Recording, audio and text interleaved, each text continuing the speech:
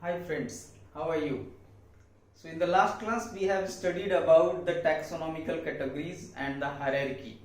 So now category has been developed, the classification system has been developed. Now what are the different kingdoms? सबसे बड़ा level जो था हमारा kingdom था. तो अब हम लोग बात करें कि कैसे आखिर इंटायर ऑर्गेनिजम्स को, जितने भी लिविंग ऑर्गेनिजम्स हैं उनको how we have classified into different kingdoms.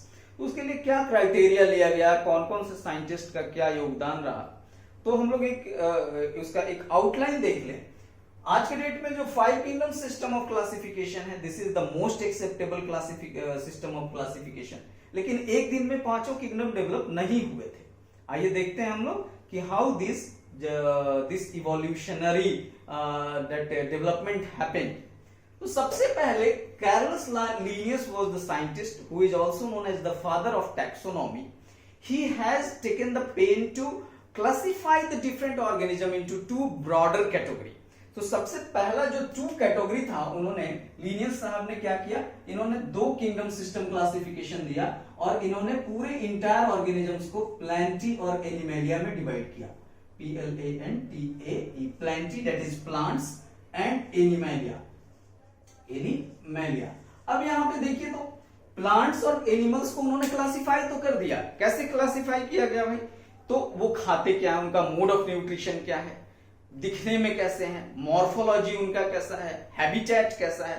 तो इन सब चीजों पे हम लोग बाद में चर्चा करेंगे. We will first I am just going to classify about the means I am going to explain about the history. सबसे पहले 2 किंगडम सिस्टम क्लासिफिकेशन आया, प्लांटी एंड एनिमेलिया. यहाँ पे जो ड्रॉबैक्स था वो उन्होंने देखा कि अरे यहाँ तो प्लांट बहुत सारे ऑर्गेनिजम्स ऐसे हैं जो फोटोसिंथेटिक हैं लेकिन एनिमेलिया कैटेगरी में रख दिए गए हैं. कुछ ऐसे ऑर्गेनिजम्स हैं जो एनिमल्स के गुणों कैरेक्टर्स को वो फॉलो करते हैं और प्लांट में रख दिए गए हैं. तो उन्होंने सबसे पहले कहा अच्छा यहाँ पे सबसे बड़ा प्रॉब्लम क्या है कि यहाँ पे यूनिसेल्युलर ऑर्गेनिजम्स का ध्यान नहीं रखा गया है. इधर भी यूनिसेल्युलर, प्लांटी में भी बहुत सारे यूनिसेल्युलर ऑर्गेनिजम्स रख दिए गए, एनिमलिया में भी रखा गया. तब हमारे अर्नेस्ट हैकेल साहब ने 3 किंगडम सिस्टम को ऑफ क्लासिफिकेशन दिया और उन्होंने इंट्रोड्यूस किया कि ठीक है, प्रॉब्लम क्या है. प्रॉब्लम यह है कि so many organisms are kept under Animalia category and Plantae category kingdom both, and they are unicellular. Unicellular organisms have been not separated. उन्होंने कहा wait, I'll make a separate kingdom where only unicellular organisms will be there. उन्होंने तीसरा kingdom बना दिया, कौन सा? Protista.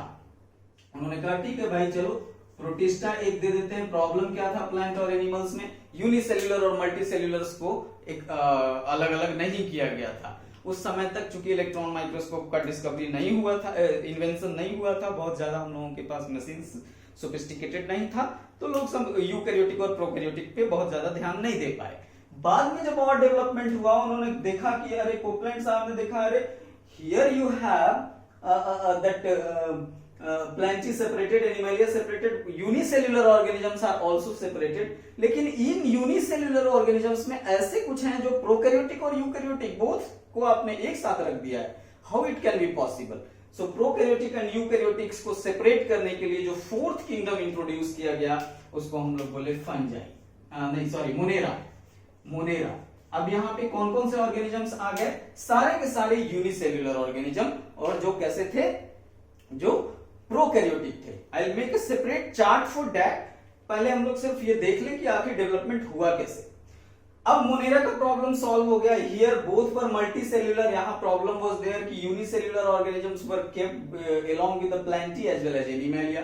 Then that Ernest Haeckel came with the solution. He told कि okay, I'll separate the unicellular organisms that and all are kept under the category of protista. अब यहाँ पे सीधा सिंपल उन्होंने यूनि करके यूनिसेल्युलर ऑर्गेनिजम्स को रख दिया, सेल्युलर. बट यहाँ पे प्रॉब्लम क्या हो गया? प्रोकैरियोट्स के पास कोई सॉल्यूशन नहीं था. उन्होंने कहा ठीक है भाई, अब हम क्या करेंगे, प्रोकैरियोटिक